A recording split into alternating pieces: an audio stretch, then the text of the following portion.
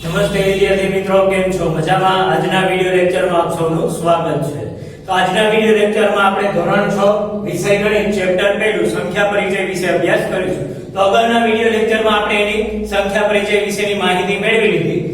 આજના વિડિયો લેક્ચરમાં આપણે સ્વાધ્યાય 1.1 નો અભ્યાસ કરીશું. તો જોઈએ સ્વાધ્યાય 1.1. તો સ્વાધ્યાય 1.1 માં પહેલો પ્રશ્ન આપણને આપેલો છે કે ખાલી જગ્યા પૂરો. એમાં પહેલી ખાલી જગ્યા આપણને આપેલી છે કે 1 લાખ બરાબર ખાલી જગ્યા 10,000. હવે 1 લાખ એટલે કેટલા આવશે? તો 1 લાખ એટલે કે 5 0 આવશે. તો અહીં કેટલા કીધા? 10,000. તો 10,000 એટલે આવશે 4 0. અહીં 4 0 છે, અહીં 5 0. તો કેટલા 0 ની જરૂર પડે? એટલે કે 1 એટલે કે 10 ની જરૂર પડશે. તો ખાલી જગ્યામાં શું આવશે? 10. કે 10 ગુણ્યા 10,000 કરીશ ત્યારે કેટલા થશે? 1 લાખ. એવી જ રીતે બીજી ખાલી જગ્યા આપણને આપેલી છે કે 1 મિલિયન બરાબર ખાલી જગ્યા 100,000. 1 મિલિયન એટલે આવશે 60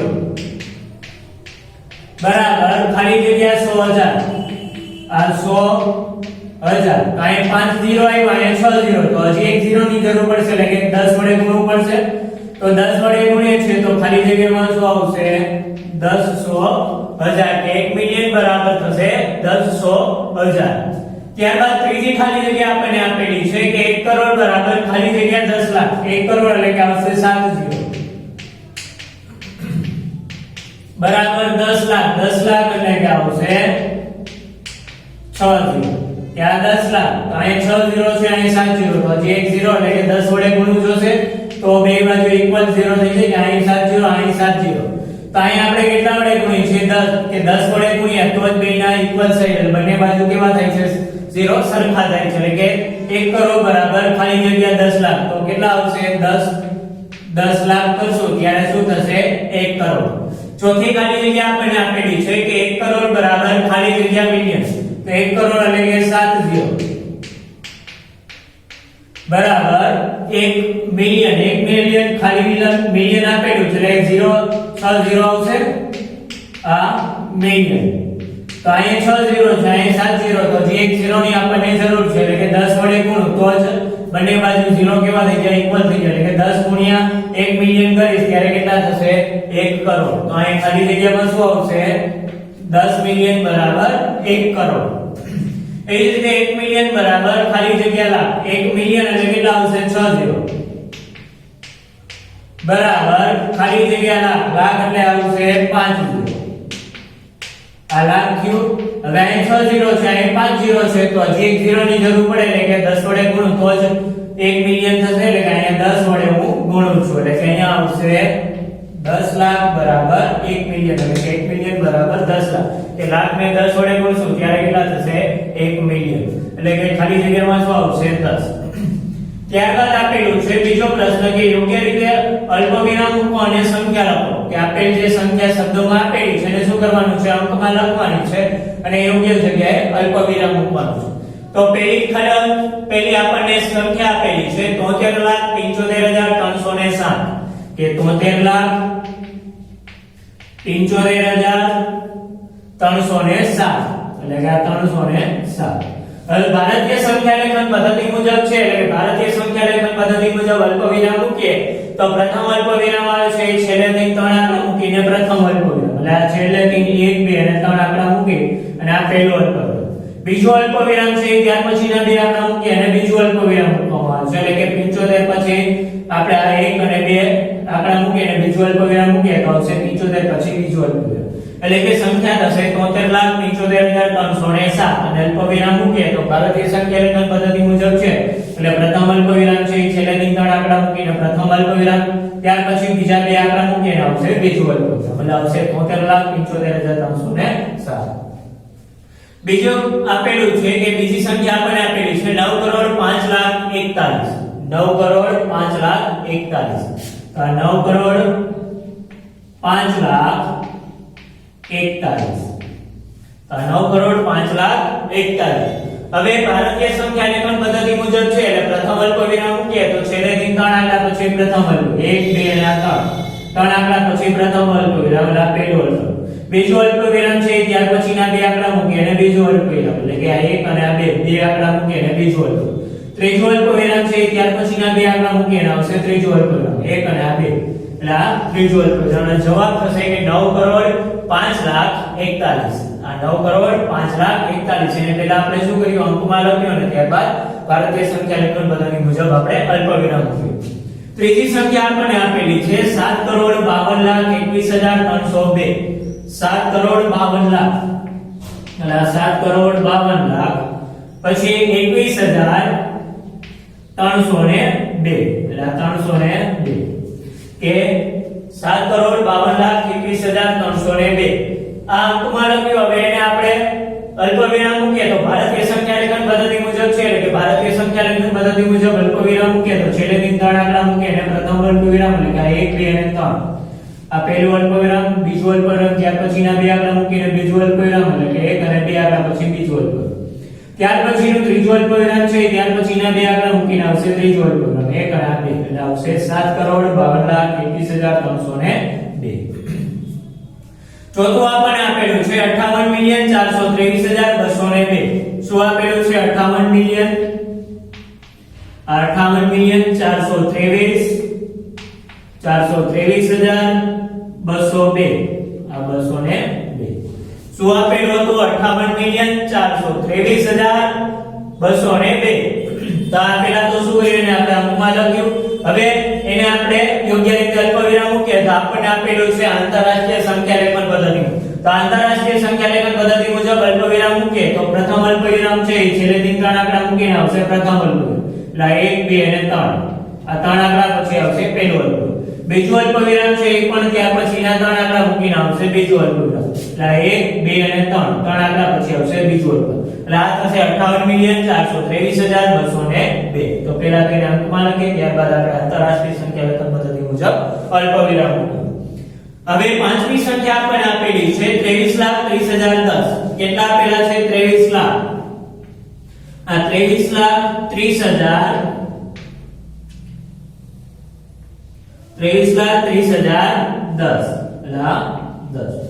તો હવે ભારતીય સંખ્યા લેખન પદ્ધતિમાં આપેલું છે તો ભારતીય સંખ્યા લેખન પદ્ધતિ મુજબ અલ્પવિરામ મૂકીએ તો પ્રથમ અલ્પવિરામ આવશે છેલ્લે દિન 3 આંકડા મૂકીને આવશે છેલ્લે દિન 3 આંકડા મૂકીને પ્રથમ અલ્પવિરામ એટલે 1 2 અને 3 એટલે આ પહેલું અલ્પવિરામ બીજું અલ્પવિરામ છે ત્યાર પછીના બે આંકડા મૂકીને આવશે બીજું અલ્પવિરામ એટલે 1 અને 2 એટલે આ બીજું અલ્પવિરામ તો આ થઈ ગયો જવાબ કે 23 લાખ આ 23,30,010 કે પહેલા તો એને અંકમાં લખીને ત્યારબાદ આપણે ભારતીય સંખ્યા લેખન પદ્ધતિમાં છે તો ભારતીય સંખ્યા લેખન પદ્ધતિ મુજબ અલ્પવિરામ મૂકીએ તો પ્રથમ અલ્પવિરામ છે એટલે 3 આંકડા મૂકીને પ્રથમ અલ્પવિરામ બીજો અલ્પવિરામ છે ત્યાર પછીના બે આંકડા મૂકીને બીજો અલ્પવિરામ ત્યારબાદ ત્રીજો પ્રશ્ન આપેલું છે કે અલ્પવિરામ યોગ્ય રીતે મૂકો અને ભારતીય સંખ્યા લેખન પદ્ધતિમાં લખો કે યોગ્ય જગ્યાએ અલ્પવિરામ મૂકવાનું છે અને એને ભારતીય સંખ્યા લેખન પદ્ધતિમાં લખવાનું છે તો જોઈએ તો અહીંયા આપણને આપેલું છે આ રીતે સંખ્યા આપેલી છે કે 875956762 તો પહેલા તો આને આપણે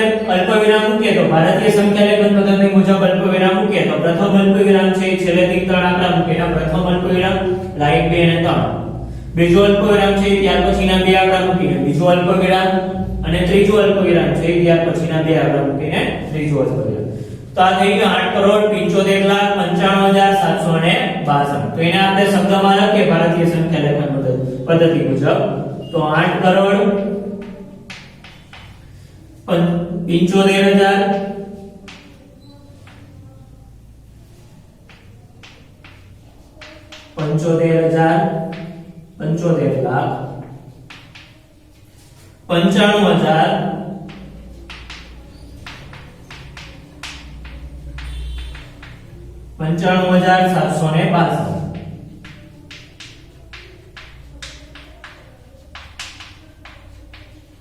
બરોબર તો અહીં પહેલા તો શું કર્યું આપણે ભારતીય સંખ્યા લેખન પદ્ધતિ મુજબ અલ્પવિરામ મૂકેલા પ્રથમ અલ્પવિરામ છેલ્લે દિન 3 આંકડા મૂકીને પ્રથમ અલ્પવિરામ બીજો અલ્પવિરામ ત્યાર પછીના બે આંકડા મૂકીને બીજો અલ્પવિરામ ત્રીજો અલ્પવિરામ ત્યાર પછીના બે આંકડા મૂકીને ત્રીજો અલ્પવિરામ એટલે કે અલ્પવિરામ મૂકી દીધો હવે એને ભારતીય સંખ્યા લેખન પદ્ધતિ મુજબ આપણે એને શબ્દમાં લખીએ તો 8,75,00,000 એટલે કે 75,95,762 હવે બીજી સંખ્યા આપેલી છે એમાં આપણે યોગ્ય જગ્યાએ અલ્પવિરામ મૂકીએ તો ભારતીય સંખ્યા લેખન પદ્ધતિ મુજબ પ્રથમ અલ્પવિરામ છે છેલ્લે દિન 3 આંકડા મૂકીને પ્રથમ અલ્પવિરામ 1 2 અને 3 આ પહેલું અલ્પવિરામ બીજું અલ્પવિરામ ત્યાર પછીના બે આંકડા મૂકીને બીજું અલ્પવિરામ હવે આપણે આ સંખ્યાને શબ્દમાં લખીએ તો 85 લાખ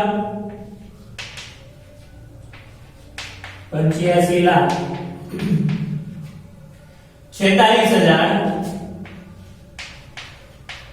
46,283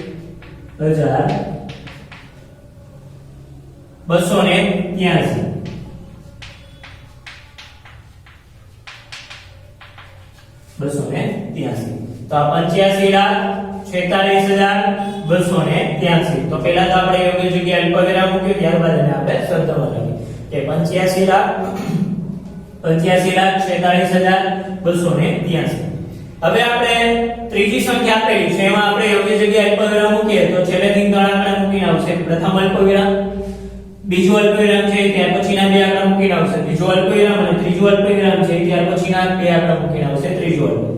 એટલે સંખ્યા થશે 9,99,46,. એટલે કે લખે આપણે એને ભારતીય સંખ્યા લેખન પદ્ધતિ મુજબ આપણે એને શબ્દમાં લખીએ તો આવશે 9 કરોડ પછી 99,46,. બરાબર કે 9,99,46,. તો આપણે એને શું કર્યું, પહેલા અલ્પવિરામ મૂકી યોગ્ય જગ્યાએ ને ત્યારબાદ આપણે એને શબ્દમાં લખીએ કે 9,99,46,. ત્યારબાદ સંખ્યા આપેલી છે એમાં આપણે યોગ્ય જગ્યાએ અલ્પવિરામ મૂકીએ તો પ્રથમ અલ્પવિરામ છે છેલ્લેથી ત્રણ આંકડા મૂકીને પ્રથમ અલ્પવિરામ, બીજું અલ્પવિરામ ત્યાર પછીના બે આંકડા મૂકીએ ત્યાર પછીના બે આંકડા મૂકીને બીજું અલ્પવિરામ, અને ત્રીજું અલ્પવિરામ છે ત્યાર પછીના બે આંકડા મૂકીને ત્રીજું અલ્પવિરામ. એટલે થશે કે 9,84,00,000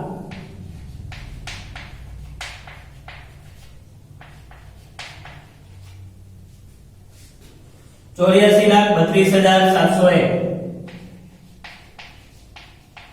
32,701.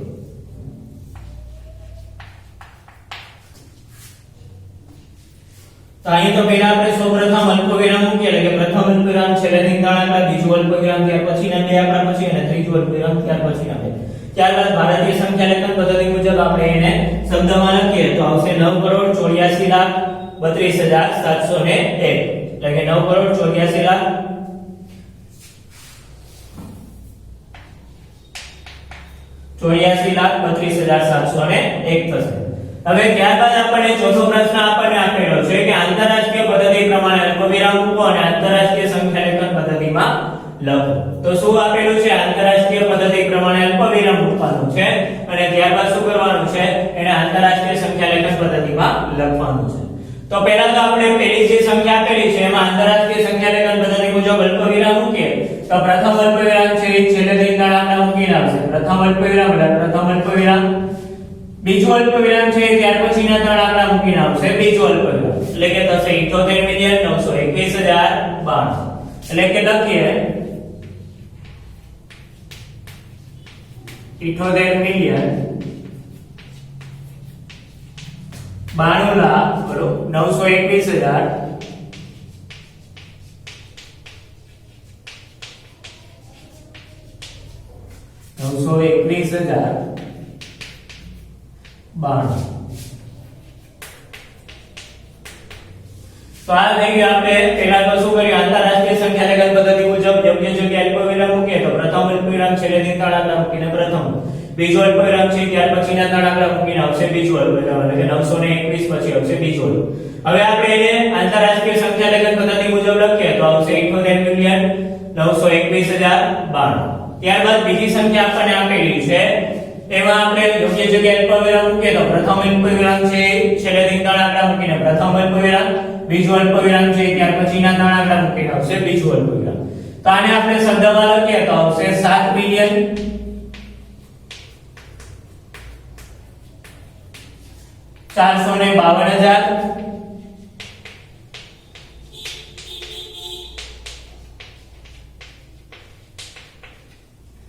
283.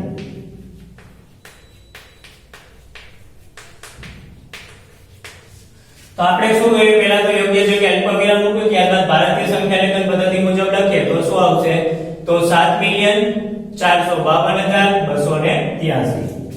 ત્યારબાદ ત્રીજી સંખ્યા આપણને આપેલી છે એમાં ભારતીય સંખ્યા લેખન પદ્ધતિ મુજબ આપણે અલ્પવિરામ મૂકીએ તો પ્રથમ અલ્પવિરામ છેલ્લે દઈને ત્રણ આંકડા પછી બીજો અલ્પવિરામ ત્યાર પછીના ત્રણ આંકડા મૂકીને આવશે બીજો અલ્પવિરામ તો સંખ્યા થશે 99,985,102 તો લખીએ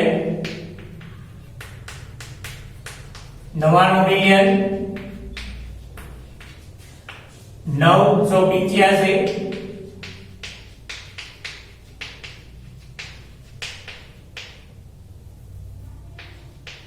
985,102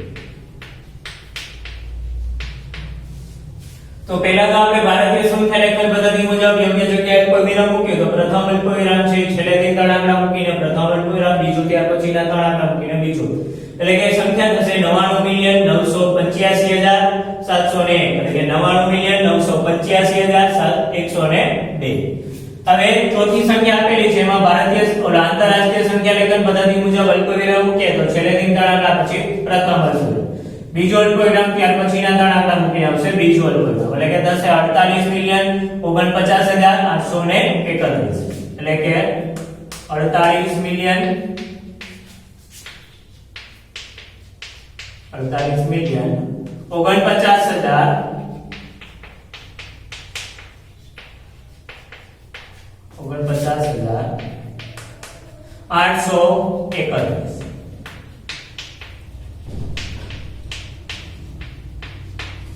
તો પહેલા તો આપણે આંતરરાષ્ટ્રીય સંખ્યા લેખન પદ્ધતિ મુજબ અલ્પવિરામ મૂક્યો એટલે કે પ્રથમ અલ્પવિરામ છેલ્લેથી ત્રણ આંકડા પછી એટલે કે 831 પહેલા પ્રથમ અલ્પવિરામ બીજો અલ્પવિરામ ત્યાર પછીના ત્રણ આંકડા મૂકીને આવશે બીજો અલ્પવિરામ એટલે કે 0,49 ની પહેલા આવશે બીજો અલ્પવિરામ હવે આપણે એને શબ્દમાં લખીએ તો આંતરરાષ્ટ્રીય સંખ્યા લેખન પદ્ધતિ મુજબ શબ્દમાં લખીએ તો 48,49,831 તો અહીં આપણે સ્વાધ્યાય 1.1 પૂર્ણ કરીએ છીએ હવે જોઈએ સ્વાધ્યાય 1.2 તો સ્વાધ્યાય 1.2 માં પહેલો દાખલો આપણને આપેલો છે કે શાળામાં 4 દિવસ માટે એક પુસ્તક પ્રદર્શન યોજવામાં આવ્યું હતું કાઉન્ટર પર પહેલા બીજા ત્રીજા અને અંતિમ દિવસે વેચવામાં આવેલી ટિકિટોની સંખ્યા અનુક્રમે 1094 1812 2050 અને 2751 છે તો તમામ 4 દિવસમાં વેચવામાં આવેલી ટિકિટોની કુલ સંખ્યા શોધો કે આ 4 દિવસમાં વેચવામાં આવેલી કુલ ટિકિટોની સંખ્યા મેળવવા માટે આપણે શું કરશું ચારેય દિવસોમાં વેચવામાં આવેલી ટિકિટોનો આપણે સરવાળો કરીએ તો 4 દિવસમાં વેચાયેલી કુલ ટિકિટોની સંખ્યા આપણને મળશે તો ચારેય દિવસમાં વેચવામાં આવેલી ટિકિટોનો આપણે સરવાળો કરીશું એટલે કે ચારેય દિવસમાં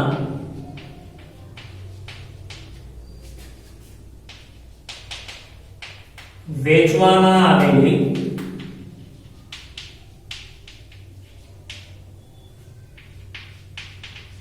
ટિકિટોનો સરવાળો કરીશું બરોબર કે ચારેય દિવસમાં જે વેચવામાં આવેલી ટિકિટો છે એ ટિકિટોનો આપણે સરવાળો કરીશું તો ચારેય દિવસમાં કેટલી ટિકિટો કુલ વેચાણી તે આપણે મેળવી શકીએ છીએ તો પ્રથમ દિવસે કેટલી ટિકિટો વેચાણી તો આવશે 1094 ટિકિટો પહેલા દિવસે વેચાઈ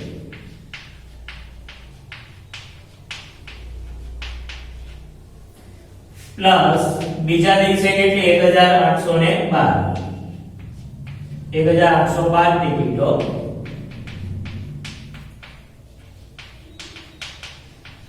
બીજા દિવસે વેચાઈ પછી ત્રીજું આપેલું છે ત્રીજા દિવસે કેટલી ટિકિટો વેચાણી તો આવશે 2050 એટલે આવશે પ્લસ 2050 ટિકિટો ત્રીજા દિવસે વેચાઈ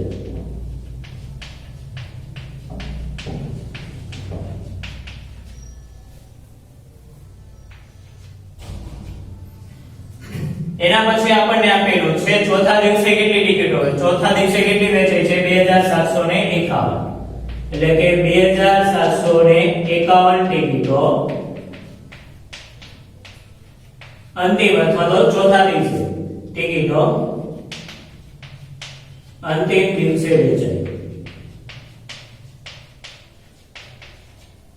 બરોબર કે આ ચારેય દિવસોમાં વેચવામાં આવેલી ટિકિટો આપણે સરવાળે કરીએ તો ચારેય દિવસમાં પણ કેટલી ટિકિટો વેચાણી તે આપણે મેળવી શકીએ છીએ તો આનો આપણે કુલ સરવાળો કરીએ તો 4 ને 2 8 8 ને 9 1094, 1812 અને 2050 અને 2751 એટલે કે 4 ને 2 6, 6 ને 1 7, 9 ને 1 10, 10 ને 5 15, 15 ને 5 20, 20 નો 0 બધી ચડશે 2, 8 ને 2 10, 10 ને 7 17 નો 7 બધી ચડશે 1, 1 ને 1 2, 2 ને 1 3, 3 ને 2 5, 5 ને 2 7 એટલે આવશે 7707 ટિકિટો 4 દિવસમાં વેચાય.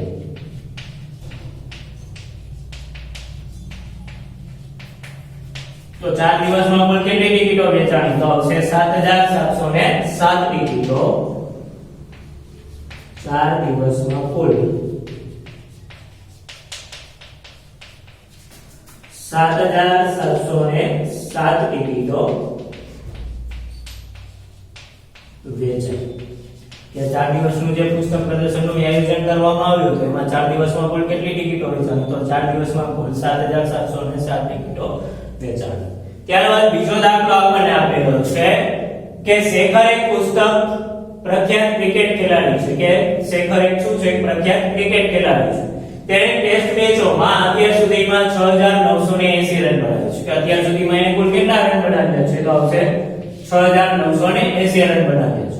તે કુલ 10000 રન પૂર્ણ કરવા ઈચ્છે છે. કે તે કેટલા રન પૂર્ણ કરવા ઈચ્છે છે? તો એ 10000 રન પૂર્ણ કરવા ઈચ્છે છે. તો તેને હજુ વધુ કેટલા રનની જરૂર પડશે? કે એનું લક્ષ્ય શું છે? 10000 રન પૂર્ણ કરવાનું એનું લક્ષ્ય છે. એટલે કે શેખરનું 10000 રન પૂર્ણ કરવાનું લક્ષ્ય છે.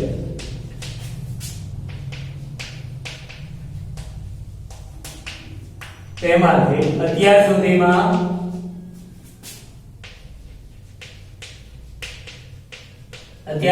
એને કેટલા રન કર્યા છે? તો અત્યાર સુધીમાં એને 6980 રન બનાવ્યા છે. 80 રન બનાવ્યા છે. તો હજુ વધારે કેટલા રનની જરૂર છે એ મેળવવા માટે આપણે શું કરશું? કે જે એનું 10000 રન બનાવવાનું લક્ષ્ય છે એમાંથી આપણે 6980 રન જે એને બનાવ્યા છે એને બાદ કરીશું. તો હજુ એને વધારે કેટલા રન બનાવવાની જરૂર છે તે આપણે મેળવી શકીએ છીએ. તો જોઈએ આપણે કે 10000 રન બનાવવાનું લક્ષ્ય છે.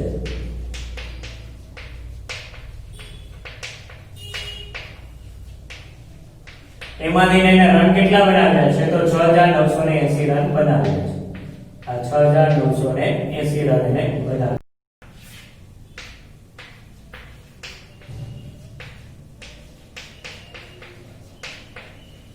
કે 10000 રન બનાવવાનું એનું લક્ષ્ય છે. એમાંથી એને 6980 રન શું કર્યા છે? બનાવ્યા છે. તો 10000 રન બનાવવાનું જે લક્ષ્ય છે એમાંથી 6980 રન જે બનાવ્યા છે એને આપણે બાદ કરીએ. તો 0 માંથી 0 જશે એટલે આવશે 0. 0 માંથી 8 નહીં જાય અહીંયા આવશે 0, અહીંયા થશે 9, અહીંયા આવશે 9, અહીંયા આવશે 10. તો 10 માંથી 8 જાય એટલે આવશે 2, 9 માંથી 9 જાય 0, 9 માં 6 જાય એટલે આવશે 3 અને આ 0 નો 0. તો જવાબ શું આવ્યું? 3020 રન બનાવવા જરૂરી છે. તો એને વધારે કેટલા રન બનાવવાની જરૂરી છે? તો 3020 રન બનાવવાની હજુ એને વધારે જરૂરી છે. કારણ કે એને 10000 રન બનાવવાનું જે લક્ષ્ય છે એ પૂર્ણ કરવા માટે એને હજી 3020 રન બનાવવાની જરૂર છે. તો શેખરે લક્ષ્ય પૂર્ણ કરવા માટે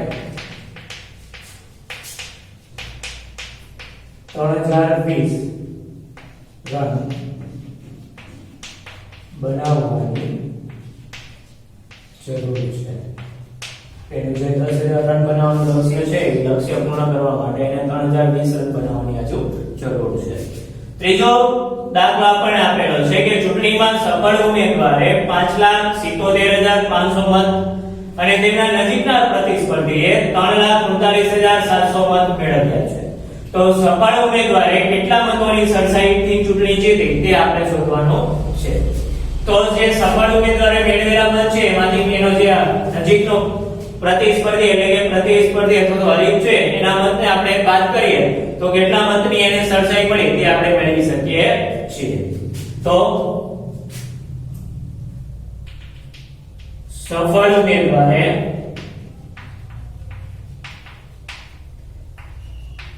મેળવેલા મતમાંથી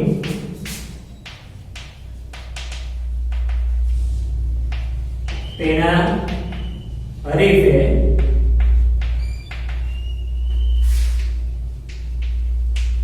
મેળવેલા મત બાદ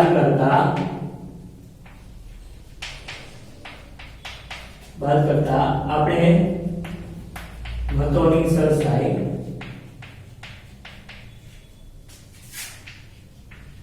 મેળવી શકીશું. કે સફળ ઉમેદવાર જે મેળવેલા મત છે એમાંથી તેનો જે હરીફ છે તેના હરીફે મેળવેલા મત બાદ કરતા આપણે શું જે મતોની સરસાઈ મળી છે મતોની સરસાઈ આપણે મેળવી શકીશું. તો જે એનો સફળ ઉમેદવાર છે સફળ ઉમેદવારે મેળવેલા મત તો 5,77,500 મત સફળ ઉમેદવાર મેળવ્યા.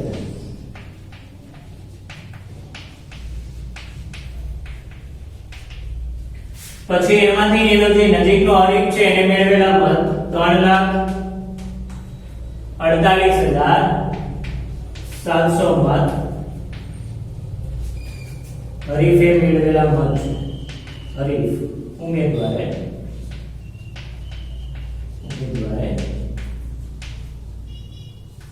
મેળવેલા મત હરીફ ઉમેદવારે મેળવેલા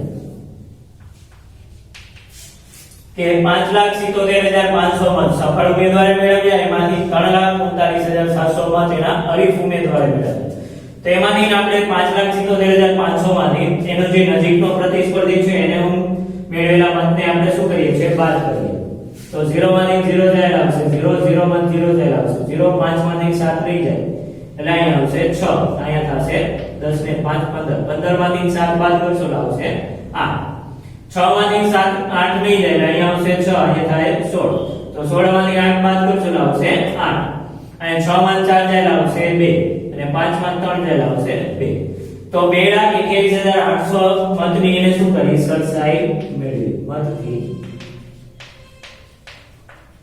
સરસાઈ મેળવી. આટલા મતથી એને શું કરી છે સફળ ઉમેદવાર હતો એ સફળ ઉમેદવારે 2,21,800 મતથી સરસાઈ મેળવી. તો આના ઉપરથી આપણે લખી શકીએ કે સફળ ઉમેદવારે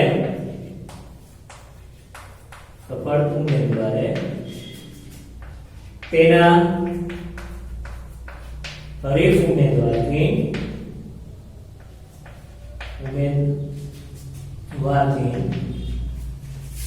2,28,800 મતની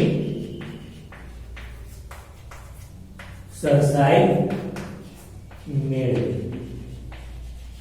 કે જે સફળ ઉમેદવાર છે એને તેના હરીફ ઉમેદવારથી 2,28,800 મતની એને સરસાઈ મેળવી. કે આનાથી આટલા વધારે મત મેળવ્યા જેને કારણે જે સફળ ઉમેદવાર છે ચૂંટણી જીતી શક્યો. તો અહીંયા આપણે સ્વાધ્યાય 1.2 ના 3 દાખલા સુધીનો અભ્યાસ કર્યો.